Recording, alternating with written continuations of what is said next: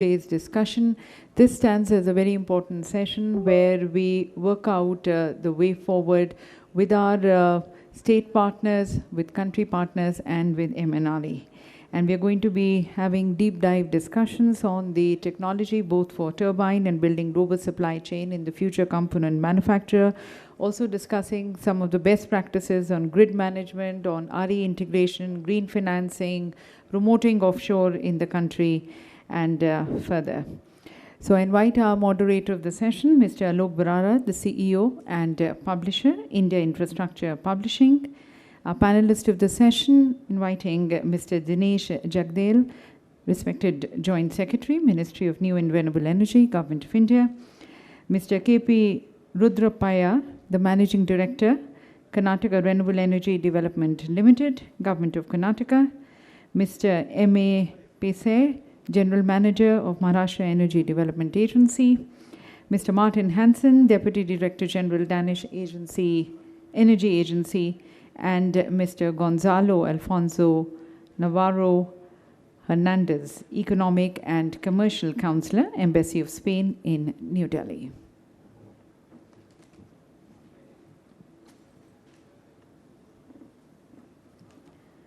And the floor is for our panelists and Mr. Barara. Very good afternoon to you, and welcome to this interaction with the country and state partners. We have about 50 minutes, and I think I was told by the organizers 3 minutes opening remarks, 3 minutes concluding remarks from me. I'm going to scrap that because I think we want to hear more from our guests than you want to hear from me. And what we are going to do, I think the organizers had suggested 3-minute opening remarks. I, on my own, had suggested that you answer a few questions as well. So what I'm going to do is, to each of you can begin with 3 minutes, and in those 3 minutes, you can either talk about whatever you would like to talk about, because I don't think you can do a deep dive in those 10 topics that were mentioned, but maybe you can just focus on what you would like or what is of interest to you. Or you can, in those 3 minutes, choose to answer the questions that I sent you. So that will take us about 15 to 18 minutes, and then we will have perhaps 15 minutes of questions from me, follow up, and that will leave us with about 15 minutes of questions from the audience. So I do want a participative audience, and I think there are a bunch of you. I think we'll try to take more than 1 or 2 questions from you. Okay, so do keep that in mind. So we're going to do, with your permission, Mr. Jagdale, because you're representing the government here. With your permission, we're going to give the opportunity first to the guests who have come braving COVID, braving Ukraine, and braving other things. So Mr. Hansen is from Danish agency. And Mr. Hansen, if you can speak for 3 minutes about whatever you would like to speak about. I would love to, but it would help me if I had a microphone. That is true. That's very true. Can we get another microphone here, please? Yeah. Thank you very much, and thank you very much for the introduction. I'm really happy and really glad to be here. I'm Martin Hansen. I'm the Deputy Director General of the Danish Energy Agency. I'm responsible for our international cooperation, and we are having a cooperation with 19 countries around the world, where our goal is to share our Danish experience on different areas, especially offshore wind and onshore wind. India is among our biggest cooperation partners and by far one of the most important partners we have. Denmark has many experience. We have had offshore wind turbines for more than 30 years, and we are here in India in order to share all our experience with our good friends and our good partners here, and we really appreciate the good work we are doing together. Denmark and India has a very long history when it comes to cooperation. Onshore, Denmark have been here for many years. We have been having a good long relationship with Wind Atlas, and now we are establishing a wind test center together with NIVA.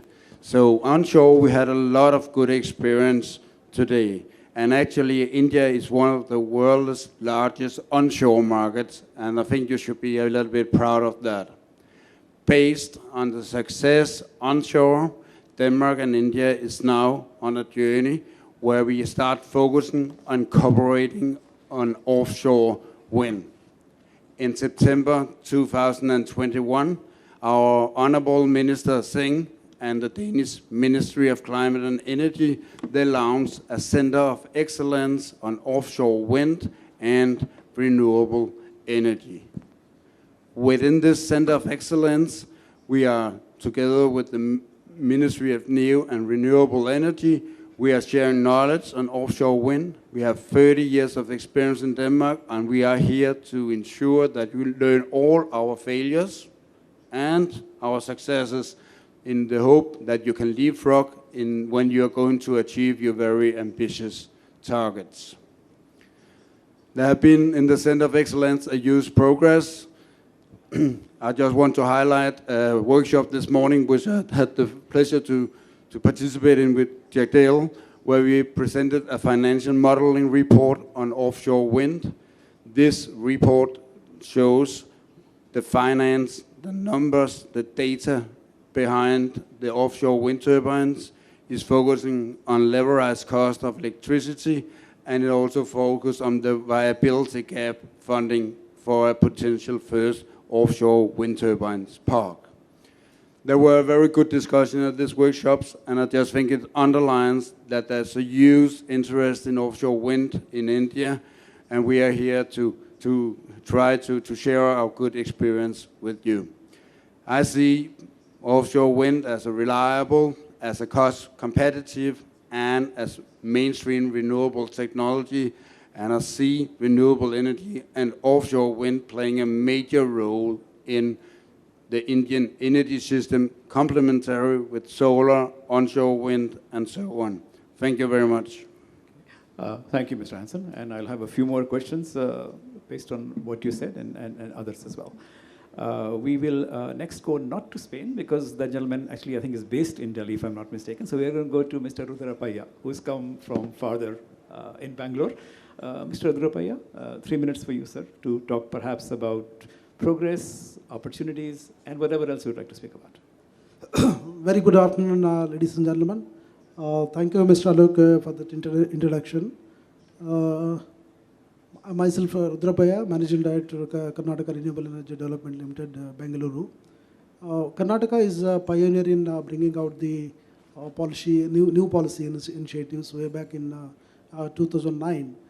Further, we had bought solar policy, and recently we have released 2022 to 2027 policy, which is a very holistic policy in terms of attracting renewable energy projects. I'm happy to share that in terms of we stand almost one of the top 5 states in the country as far as the total installed capacity is concerned. We have a 30 gigawatt RE capacity 15 gigawatt, which is almost 53% of the total installed capacity. And as far as wind is concerned, we are in the 3rd place. And we have taken some new initiatives in the field of solar too. The Pavgada Solar Park with a capacity of 2050 megawatt was commissioned in the year 2009, which was the biggest in the world at one place. So, and now we are coming up with one 500 megawatt solar park in Kalburgi, which will be up for bidding in maybe in a month's time. Apart from that, we are taking up some new initiatives like battery storage project, again, which is going to be up for bidding in some time. And in the last budget, the government of Karnataka has approved a 5 gigawatt of hybrid park, a combination of both solar and wind, which is, we are under preparation of DPR and all. So that is one thing which will submit it to MNRE in the due course for approval. So apart from that, we are giving more importance to skilling, R&D and incubation center in the field of RE. These are our new initiatives. So thank you. Thanks for this. Thank you very much, Mr. Rudrappaiah. We'll go to Mr. Manoj Pise now, who's come from Bombay. Mr. Pise, the same question for you. And again, you have the opportunity to say anything else, to talk about anything else you'd like to talk about. But in 3 minutes. Yes. Yeah, we are the first state to have a wind policy exclusively for wind projects. We announced first policy in 1996, then afterwards in 1998, then 2004, 2008, and 2015, and now 2020.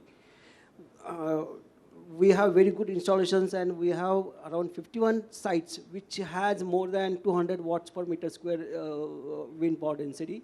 And we can say that as per the NIWE reports, we have around 98,000 megawatts of wind power potential. We have announced 2020 policy on 31st December 2020. As per that policy, we have target of 25. The target is not limited to 2,500. You can have more than 2,500 megawatts. As per that policy, we can, industry status is allotted to the wind power projects. We have good potential, good infrastructure. We have around our DCL and transmission company and distribution company announced their wind. They have announced their grid potential at various locations. Grid for the wind power projects, they have announced some cluster-wise potential at various locations. They have identified the high wind centers, as well as for the solar sector. They have announced the solar grid connectivity available at various substations at lowest levels. And we are doing our best for the ease of doing business, where we are going for web-based registrations, web-based grid connectivity allotment. Everything is done on a web-based. The policy, it will be a very easier process and very simple, and it will be a very transparent way we are going to go ahead with the installation of projects. And we are also allowing them to register as industries, and that's why they will have some good benefits of industry policies also. Thank you very much. Okay. Thank you. Mr. Navarro, your turn next. Mr. Navarro is Economic and Commercial Counselor at Spanish Embassy here. Yeah, thank you, Mr. Alok. Thank you for inviting me. I'm very glad to be here and to be with you all, such interesting guests. I would like to say that for me, India is developing a very interesting path in terms of wind energy. Right now, it is facing huge challenges regarding the development of offshore, but also, and I think that's more important in this moment, is like the repowering of the wind turbines that are already in place and also in the best spots. So from my point of view, I think that the work that the MNRE, NIWE, SECI, all of the government bodies are working really hard in order to deliver that aim. And I think it is very possible for everybody to reach that kind of objectives. The objective of having 1 gigawatt in a tender this year, and to have till 2030 the goal that India has proposed. Because I also think that we have to find the equilibrium between the economic viability and also the strategic autonomy of having securing the energy supply for India. So I believe wind energy can deliver that goal, and I think that the companies that are being developed here in India, also foreign companies from European Union countries, can collaborate between Indian companies and them to reach that level of manufacture of wind turbines, and not only wind turbines, because as we heard from the last conference, the infrastructure is key in order to develop this offshore sector, as the wind farms have to be built in the ports and not in the manufacturing sites. So in the end, I think it's a collective effort from everybody that has to be done, and I think India is the best path, the good path, in order to achieve it. Thank you, Mr. Navarro. Mr. Jagdale, you are here, not just as the panelist. You are, of course, Joint Secretary, Ministry of New and Renewable Energy, Government of India. So, again, in 3 and maybe 4 minutes, since others have taken less, you can talk about what your perspective is, and maybe also answer the two questions that I asked you to answer, which was, one was, what role would you like your foreign partners to play? And maybe you can add state partners to that as well. And what are the investment opportunities that you would like them to pursue? Thank you, Mr. Alok, and very good afternoon to all in all here who have joined this interesting event, as we say. First of all, let me congratulate the IWTMA for really bringing out this conference, as well as the jubilant exhibitors that I see outside.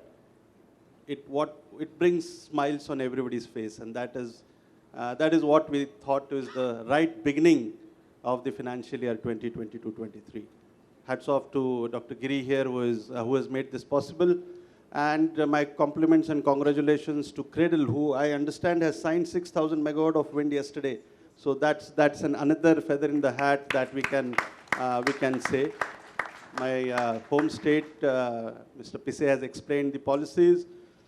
But today's topic and today's discussions, yes, for me and for all of us, for sitting here and the Government of India, international cooperation is the key. We do value the relationship between India and the countries, and especially wind, when we see in the growth that wind has seen over the last 30 years. It is that cooperation that has enabled the technology development, the cooperation that has enabled the investments coming into the sector. And today, when we see on the radar of the Indian, we are fourth in the world in terms of the renewable energy installations. That gives you a sign of strength that we have come across from the 1990s to 2022 today. And this decade of action, the decade that another 9 years that we have in front of us, has to be a lot of action. We all are talking about clean energy transition. We are setting up a goal. We have set up a goal of 500 gigawatt of non-fossil fuel-based electric capacity. And to add this, one of the important technology resource is wind energy. We have seen over the last 3 decades how the wind has contributed slow and steady, how the Indian wind regime has evolved over a period of years. And those 8 states which have wind friendly today, right from the Rajasthan, and you go across down south to Tamil Nadu, and all those states have brought in favorable policies, have contributed as a partner to this country's wind energy growth. And since last 4 or 5 years, probably 2017 onwards, there has been a change in the shift in the business models that the Government of India started. Obviously, when you change a business model, there are some kind of disturbances that you may call, but obviously it is in the better interest of the entire business community, the stakeholders, as well as the government, to bring in some reality checks that we have now come across. While we say that the last year was fantastic for a renewable energy growth in India, wind has not done well, and we all appreciate and acknowledge we all collectively need to do more. While there has been almost a gigawatt of installations last year, but COVID has not helped this cause. There has been supply chain disturbances. There has been some kind of stops and starts in the overall installation process, and that has affected the overall progress. But nevertheless, wind has taught us, wind has given us that strength, and it is going to come back. It has the potential to support the grid system. It is one of those technologies which can actually complement the grid stability. It also gives you power around the clock in most of the wind sites that we see. So what are we doing next? While we have 40 gigawatt of installations as of cumulative installations, what is there for a business? How do we see the growth?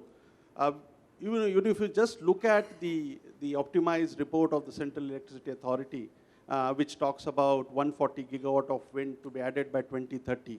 8 years down the line, let's count 9 years, we have almost 100 gigawatt to go. So therefore, 100 gigawatt is a massive figure for all of us to achieve. And therefore, today when we have Denmark, we have Spain, and we have several other country partners, their experiences, their knowledge, their technology advancements is what we embrace. And we openly embrace. We openly are requesting them to bring in ideas and solutions that obviously they have seen and tested over the years. Offshore is one such element. which today the world has seen close to 40 gigawatt of installations. We are starting. And so all the learnings and knowledge, the failures that they have gone across, we are on a slightly better edge. And that's what I was discussing with Mr. Martin today morning, that you have gone through such a phase. Now we are here to look at you and get all the best practices that you have evolved. That's the center of excellence that they have brought in to the benefit of all the stakeholders. So there is the data, there are reports are coming.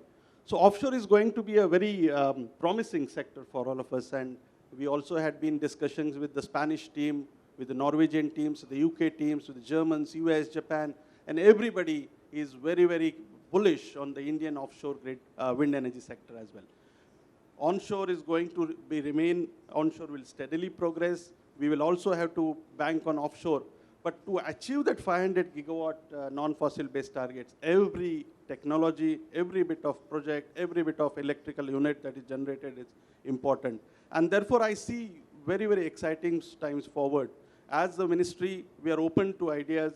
As a ministry, we would love to sit with you, discuss with you, talk and come out with solutions that can be actually some kind of a motivator or an accelerator to get back those problems that we have faced for 4 or 5 years previously, and now look at it freshly and come out with models that will work. And that is what we have been really churning across. There has been some consultation that have already happened.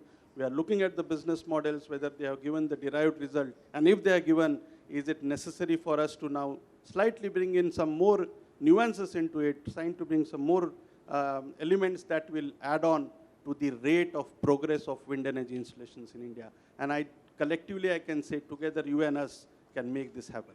Thank you. Thank you, Mr. Gale. We'll come to now questions. Go ahead. Questions. A few questions from me, and the questions I've been given by Mr. Giri, and then we'll take questions from the audience. I'm assuming we can go until 4:15. That would be 50 minutes, or do we have to close at 4:05? 4:15. Wonderful. Okay, Mr. Hansen, picking up on what Mr. Jagdale said, he said India can learn from your mistakes. So what lessons do you think you can share with us that you think are particularly relevant given where we are in India with respect to wind sector development? It's a big question, and I think I could talk for that for 4 hours, but yes, I will try to do it brief. Yes, but 60 seconds, please. 60 seconds. Yes. Perfect. I think I will limit myself for 4 key recommendations.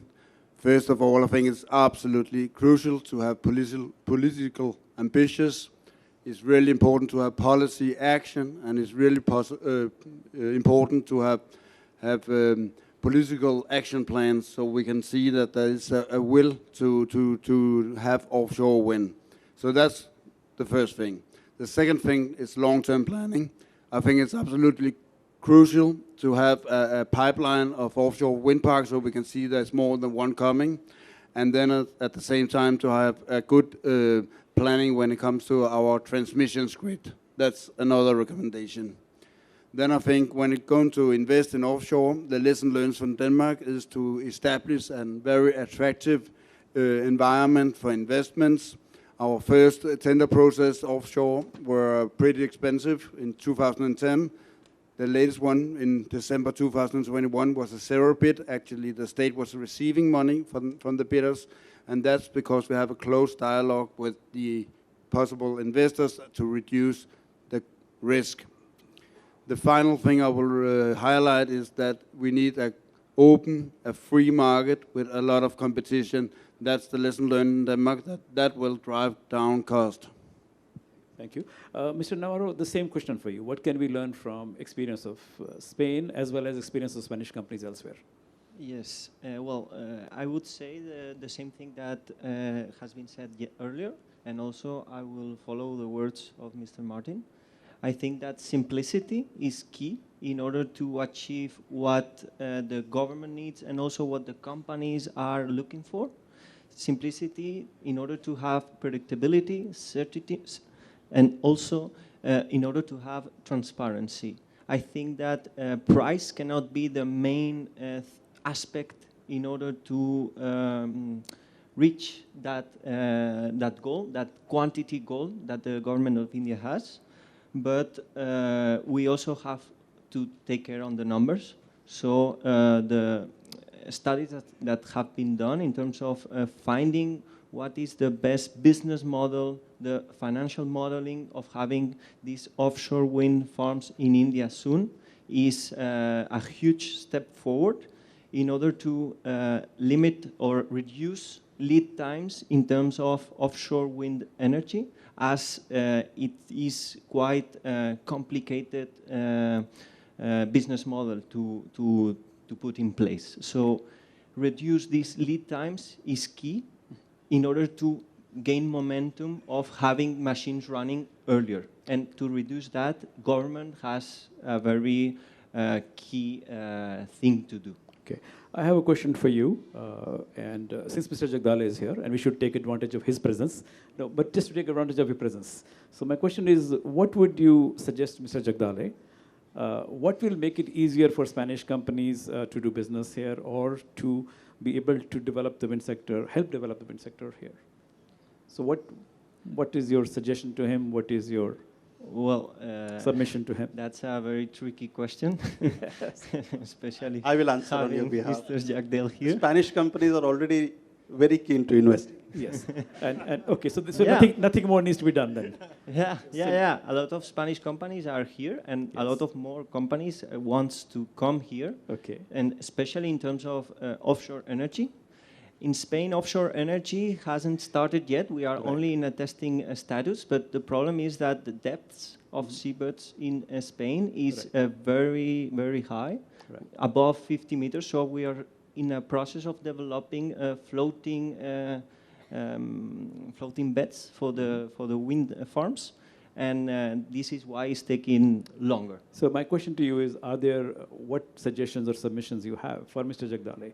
What can the government of India do, or MNRE do, to make it easier for organizations or companies from your country? Well, in Spain we have learned the hard way, because the last 2-3 years we haven't had that much success in our auctions. We are resuming the success in auctions because we have changed another time our auction process. We have designed a new auction process based on a feed-in tariff per megawatt per hour.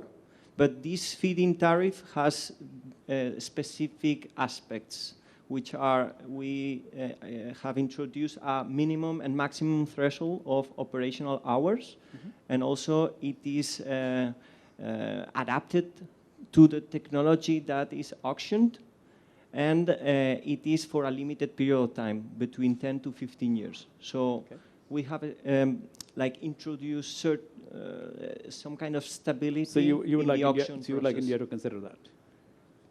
I don't know. Okay. Mr. Hansen, what suggestions do you have for Mr. Jagdale, since we have him here in a public forum? Now I'm so happy that I have also good meetings with Mr. Jagdale in other settings. But sitting here, I think that some of the most important thing is that we have a long-term policy commitment, clear targets, ambitious targets. Okay. We need to have a clear pipeline. We need to have cost reductions so we know who is bearing the risk, what risk should the government bear, what risk should investors bear. We need economic of scale. And finally, I think that it's also important to have a close cooperation between the wind developer, the government, and the TSO. Okay. Mr. Rudrappaiah, I have 2 questions for you. My first question will be much the same as I've asked the other people. What is it that Mr. Jagdale and his ministry can do to make it easier for you to achieve your objectives?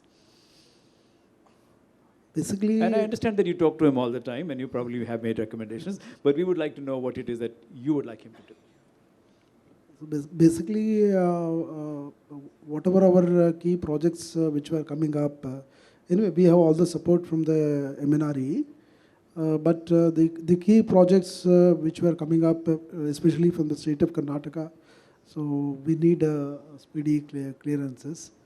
And so are they not speedy enough right now? No, they are speedy. I mean, whenever I come to MNRE, I meet sir, and they have always been helpful. Okay. All right.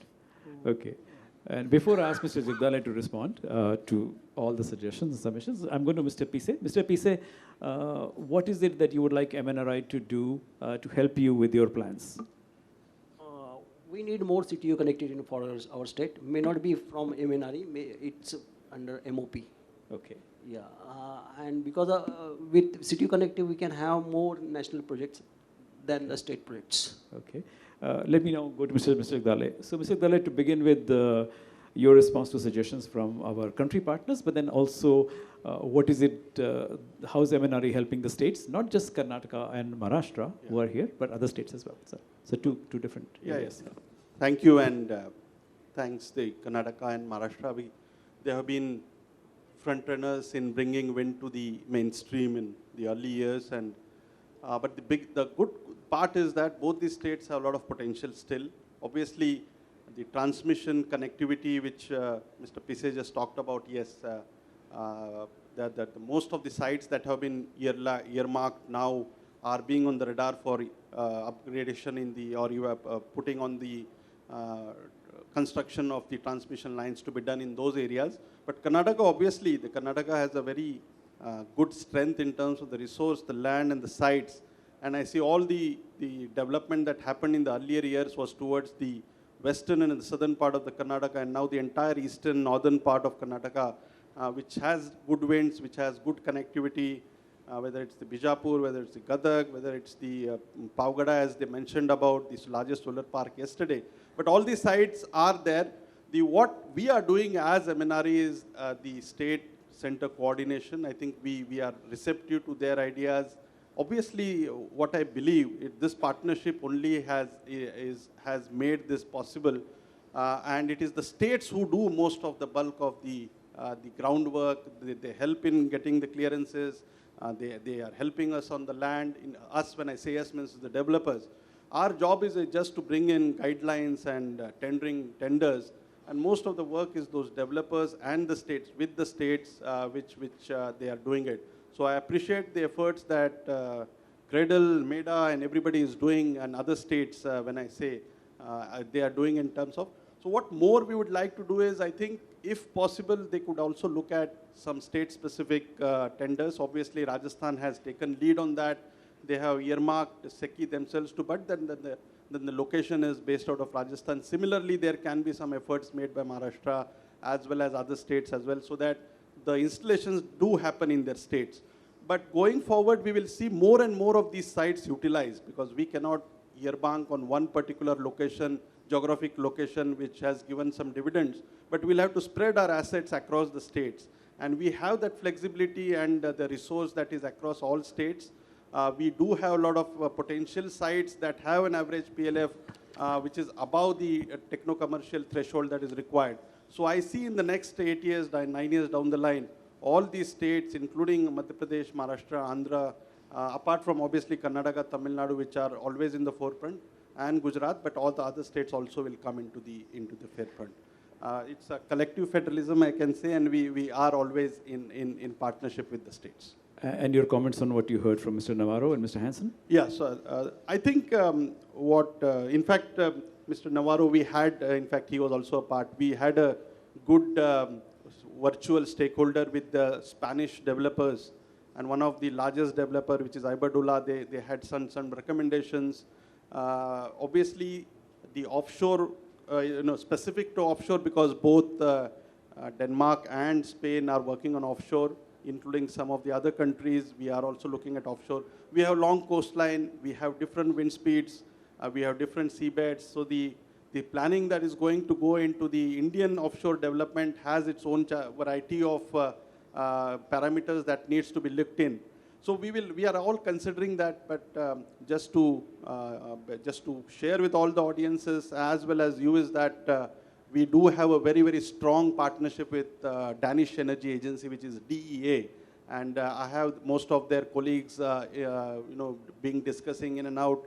We have some of their technical expertise with us who we can interact and deal with them on a day-to-day basis.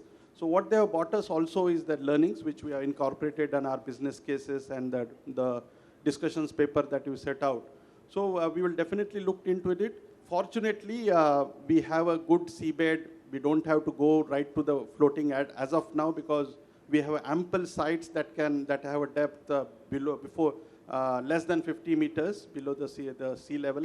And therefore, we can have initial rounds of the conventional models of foundation on which the offshore wind. But the challenge is to bring in the new turbines and actually customize turbines that can suit the Indian wind regime. And that is why we have been discussing with the Danish authorities also, as well as the other government agencies, but also with the developers who are more prominent. And I'm sure they will be bringing their turbines. We have our own domestic base as well, which is very strong. We have almost 13 gigawatt of manufacturing capacity, and we add on to the offshore strength. I'm sure India is going to not only, it has to be very, very able supply chain in terms of wind. It will not only meet the domestic requirements, but will also cater to the export requirements, the international requirements. And I'm sure that's the dream that we carry on along with the manufacturers to have that. So we'll work on it together along with the inputs from the international partners. Okay. We'll try to do about 7-8 more questions. Few that have been given to me already. Mr. Jagdale, question to you from the association that's holding this conference. Is there a possibility of including the wind sector under the aegis of the PLI scheme? Yeah. There has been a request for considering the production link incentive for the wind. So let me put it straightway.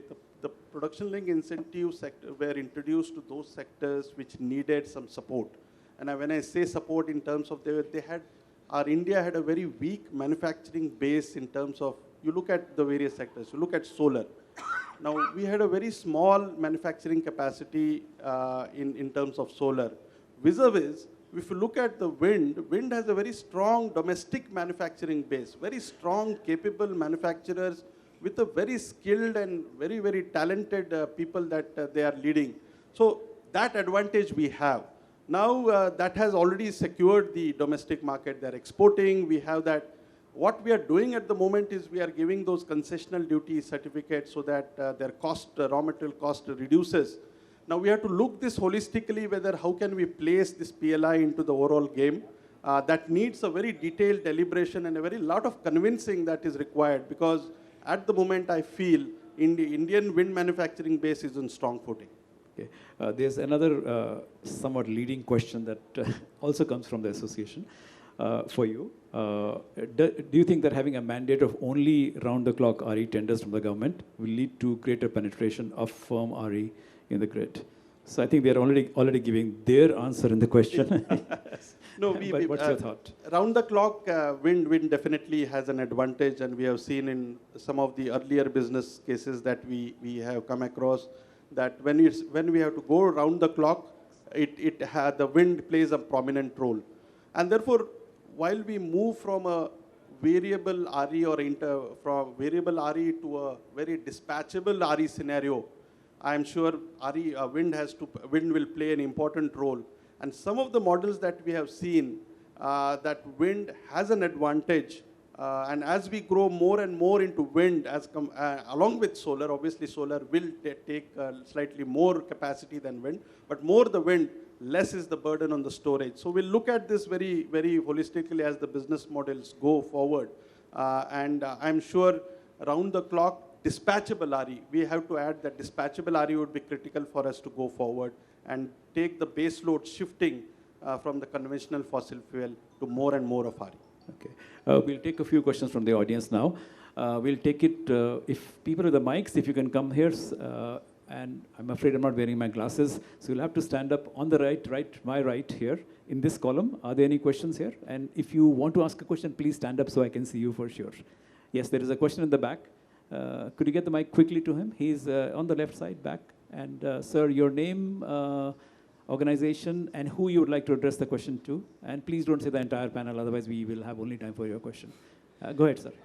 Good evening, respected panel members. My name is Ibrahim, and my company is D-Ship Carriers. We are ocean transportation and doing transportation of wind equipments. My very simple question, I can see we are moving in a very good direction, and my simple question is, anyone from the state or the Western countries, what are the measures taken so far for recycling this wind turbines, which is larger than this Boeing 747 blades?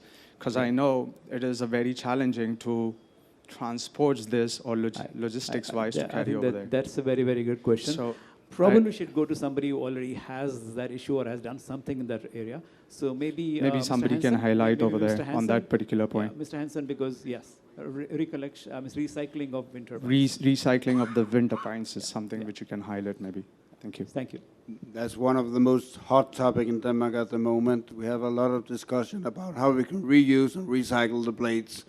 And we didn't crack the code yet. We have a lot of things in pipeline, a lot of good ideas, and a lot of demonstration where we didn't crack the code and find something which is commercialized at this current state. Now I'm just looking at my good team behind me. Is there anyone who has something to add on, supplement? Yeah. Could you get the mic to the front row? I think, sorry, there's one over there. Okay, yes, yeah. Yes, please. Matthew Delaney from the Danish Energy Agency. I think you're right there, Martin. I would add we have a very strong technology university, DTU, Denmark's Technological University of Denmark, who have done a lot of R&D projects in this space. I know there are a number of companies working and commercializing solutions, and I know Vestas, as one example, I don't know if anyone from Vestas is in the room, has a sustainability strategy and now rolling part of this out. So a lot's going on, not just in Denmark, but globally within this area. Okay, thank you. Any other question from the audience? Sir, we'll come back to you if no one else has a question. Yeah, any other question on my right column here? If you can stand up if anyone has a question. No questions for anyone? Okay, well, on the left side. Yes, sir, go ahead. We are from service provider. In generally, the tax benefit we are giving the OEM only.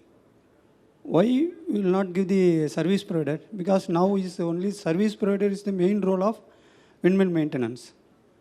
We are facing the tax very difficult to face the return to tax. Okay. Why? I think Mr. Jagdale has got the question. Yeah, he's a service provider, maintenance. So why is it that you give benefits only to manufacturers? Yeah.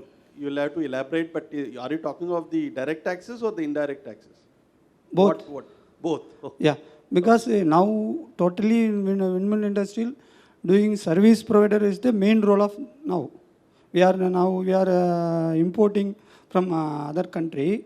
We are facing the lot of difficulties and tax also, because all customer is asking the manufacturer is without tax. Why you are? Because the cost is very different. The OEM is telling some parts price is low, but as a service provider, no benefit. And we have to pay. I think, sir, we've got the question. Thank you, sir. Yeah, please. So I think this has to be looked in detail. I think from the question, I understand you are trying to get some benefits to service provider. Yes. I think there are a lot of benefits on the component part if you are providing components also. That is common for all. But how do you differentiate these benefits? We'll have to really look in. Maybe you can send us some of the recommendations that you think we can look at it. We can look at it. Next question, sir. Go ahead, please. Yeah, my question is on PLI. Sir, could you introduce yourself? I'm O.P. Taneja, connected with IWTMA. My question is that in the future, when offshore is coming, when other turbine size is increasing, there is bound to be some more expensive things. And for the corporate sector, it is better to have some PLI in a fashion which can give some relief to the corporate sector. Okay. Yes. Okay. Taneja Saab, thank you. Basically, you can see that the government of India is contemplating to give benefits to the offshore wind sector. Now, there has to be some considerable progress in that. That is because everything cannot be given for a particular sector. You give PLI, you give VGF, you give other benefits, you give CCDC. So we are already looking at the viability gap funding, as you are aware, and the discussion paper has already meant that. So we need to slightly go on to that, look at this as the best benefit that we can provide. There is transmission benefit. There are certain other related RPO, REC related benefits that also have been contemplated in that. But I take your point, as we have certain considerable startup that base that we can look at, and then to revive and then to review the challenges that the sector will face in case there is any requirement. Obviously, at that point of time, it makes a little sense. That is what I personally feel. But obviously, the stakeholders we will welcome their suggestions on this and look at it more holistically. Thank you. Mr. Rudrappaiah, I have a question for you.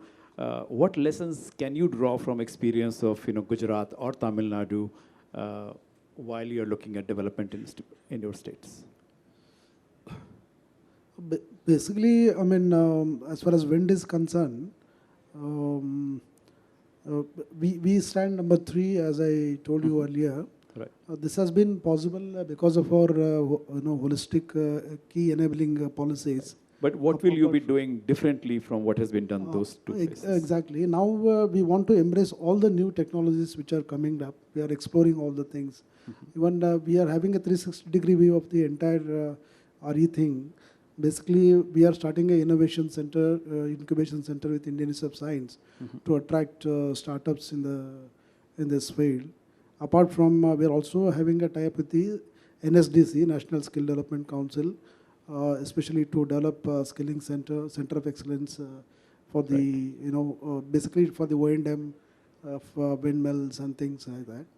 And apart from that, we are creating a center of excellence for the for the internship programs for the engineering colleges. We are embracing all the new technologies which are coming to be always on the front runners. Okay. Mr. Plis, if I can come to you. Sir, which regions or geographies are you most interested in attracting people to? Where are the potential sites now? Actually, our Western Maharashtra is already developed. We are looking for Usmanabad area, like northeast areas of Maharashtra, Jalgaon, Usmanabad, Tuzapur, and South Maharashtra, like Jat area, Solapur. And those are still remain to be unexplored. And since you have some of the oldest wind farms in the country, are you looking at some repowering opportunities? Yeah, we are looking for repowering, but there are some technical issues. Bigger blades can't be taken to those sites because of hilly areas. Okay. Yeah, 60-meter blades you can't take on that area. Okay. Mr. Jagdale, you have the last word. 60 seconds, please. Okay. No, this limit was imposed by you because you told me 4:15. No, but I think we had a good discussion all around. What I see is that during the last 2 days, there has been a good amount of interaction, and the offshore wind is also seen as one of those areas where there is a lot of interest amongst the international partners. The domestic developers are also keen. So this is going to play a very important role in the overall energy mix or electricity mix that we can talk. The onshore wind has the challenges that we have faced in the last 3 to 4 years on onshore wind.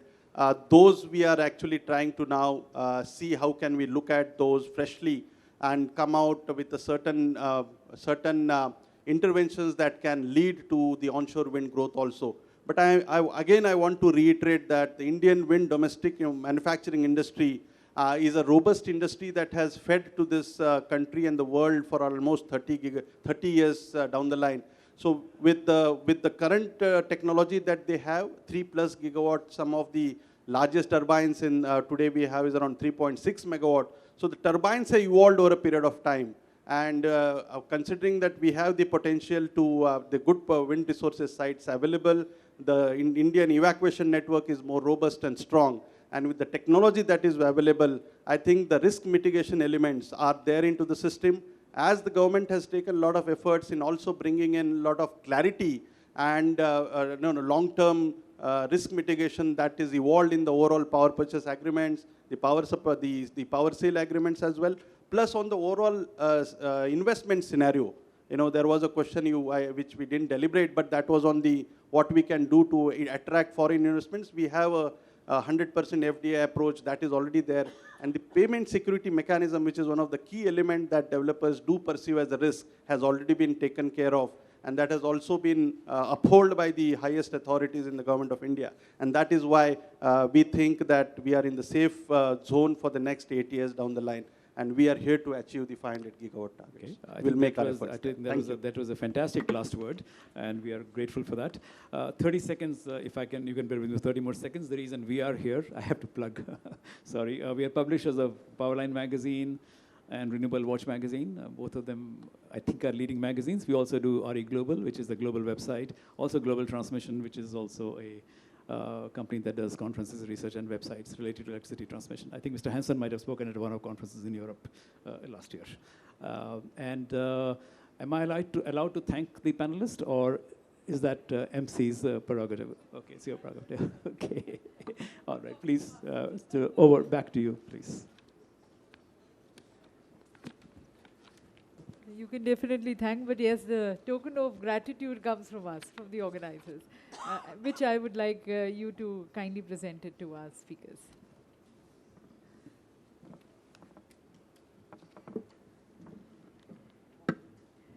So thanking once again, respected Joint Secretary Sir, thanking Mr. Dinesh Jagdale. Okay, we start from there anyways. Thanking Mr. Plis.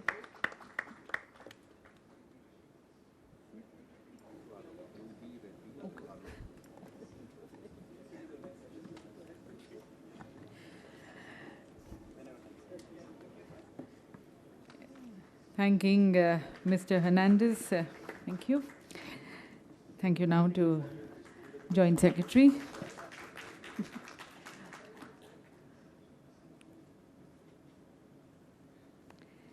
Thanking Mr. Rudrappaiah.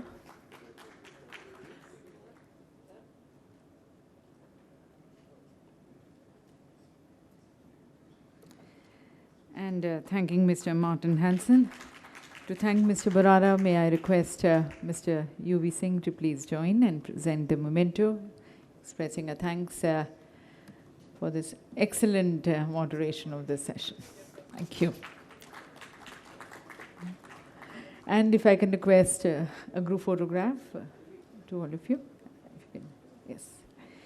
So collaborations, cooperations, scaling up our infrastructure towards capacity building and investments in technology, and a more conducive and a favorable environment from the Government of India. That's a way forward for the wind sector going strong in India.